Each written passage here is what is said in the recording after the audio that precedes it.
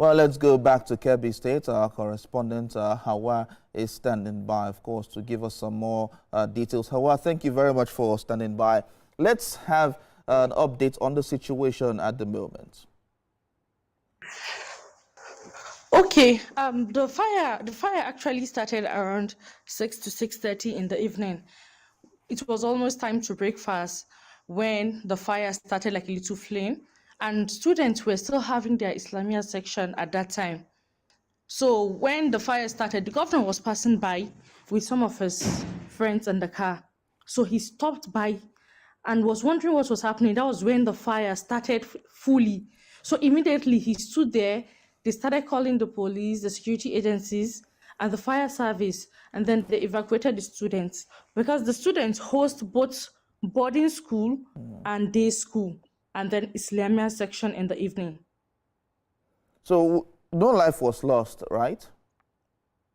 Yes, there was no loss of life. All over 142 students were evacuated in like 3 buses, and they were taken into the town to safety while the fire service continued to ensure that the fire was put off. And the governor and the rest of his team, even with the reporters, we were there on ground to ensure that the fire went off before we left the scene. All right. And there was no casualty. So academic activities have been temporarily halted, but what's going forward? What's the fate of those children, especially when it comes to education? As we all know, right now in Kebbi State, the school has gone for academic breaks.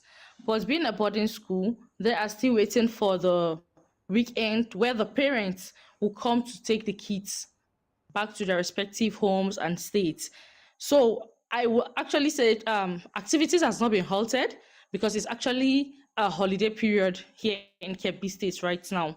So hopefully before they resume, everything will be set in place and everything will be put back in order before the students resume. All right, TVC News correspondent Hawa Mohammed, thank you so much for talking to us. Well, at this time, we'll sign off from TVC Entertainment, and the news continues on TVC.